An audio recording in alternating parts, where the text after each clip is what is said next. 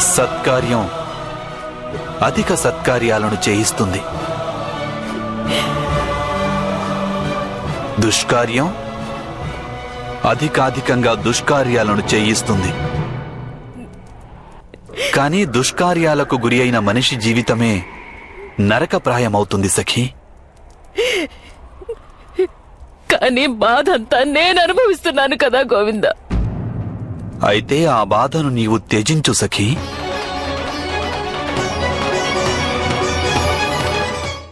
హస్తినాపురి ద్యూత సభలో నీ పట్ల జరిగినదంతా నీ కర్మ కాదు. కానీ ఆ ఘటనకు నీవు ఎలా స్పందిస్తావన్నదే అదే నీ కర్మగా పరిణమిస్తుంది. నీవు నీ మనస్సును దుఃఖంతోనూ వైరంతోనూ నింపుకుంటే నీకు కూడా అప్పుడు నరకం అనుభవంలోకి వస్తుంది. ఇక వారు చేసిన దుష్కార్యాలకు గాను నీవెందుకు నరకాన్ని అనుభవించాలి? వైరాన్ని త్యజించు సఖీ.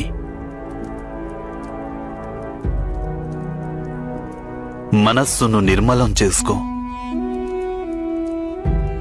తనలో వచ్చి కలిసిన మాలిన్యాన్ని నది సముద్రంలోకి నెట్టివేస్తుంది. నది స్వచ్ఛమైపోతుంది.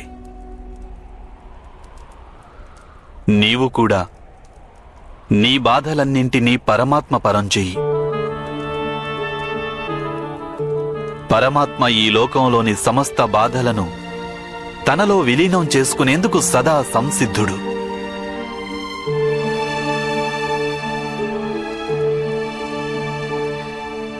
అంటే కురు సభను క్షమించాలంటావా?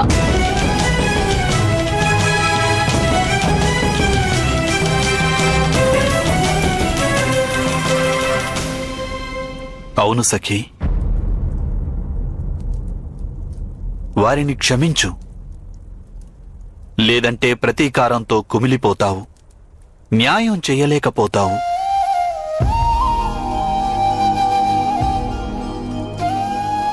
ప్రతీకారం అనేది దుష్కర్మ,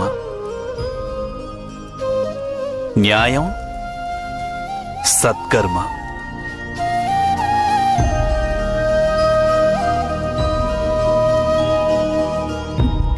భేదమేమిటి గోవిందా?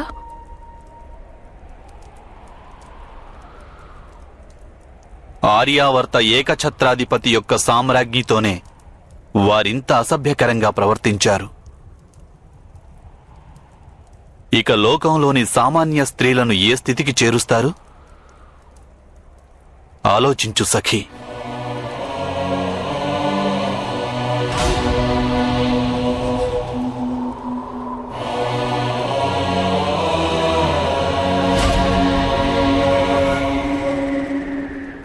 నీ బాధలో లోకంలోని బాధలను చూడు.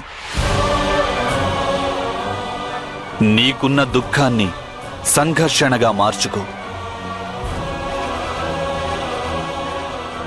ఒక్క విషయం అర్థం చేసుకో సఖీ. ఎవరైతే తమ బాధల గురించి చింతిస్తూ జీవిస్తారో వారు దుర్బలులైపోతారు. కానీ ఎవరైతే ఈ సమాజంలోని బాధలను తమ బాధలుగా తలచి జీవిస్తుంటారో వారు బలవంతులైపోతారు.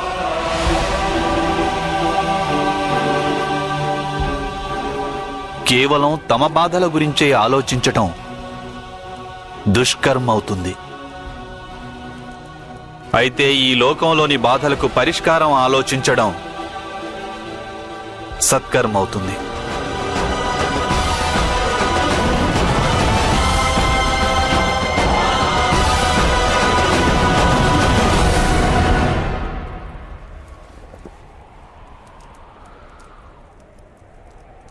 అవును సఖీ, నేనే నీకు చెబుతున్నాను. సర్వప్రథమంగా దుర్యోధనుని క్షమించేసేయ్. వాని వినాశనానికి అదే తొలి మెట్టవుతుంది.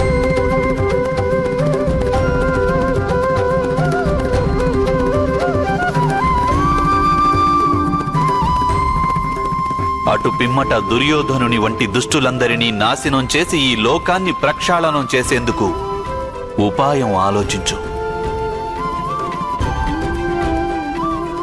నీ స్వార్థం కోసం కాదు, లోక కళ్యాణం కోసం. సమాజంలో దుర్బలులైన స్త్రీలు పురుషులను ఉద్ధరించేందుకు యుద్ధం చేయి. పరమార్థం కోసం చేసే యుద్ధంలో అందులో ఎంత హింసాకాండ జరిగినా అది ధర్మయుద్ధమే అనిపించుకుంటుంది.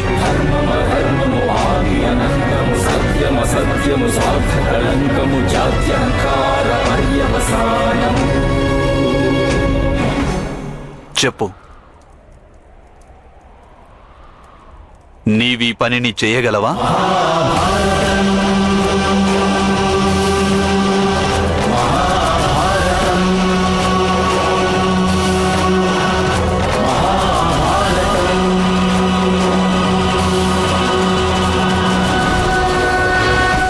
చేస్తాను గోవింద.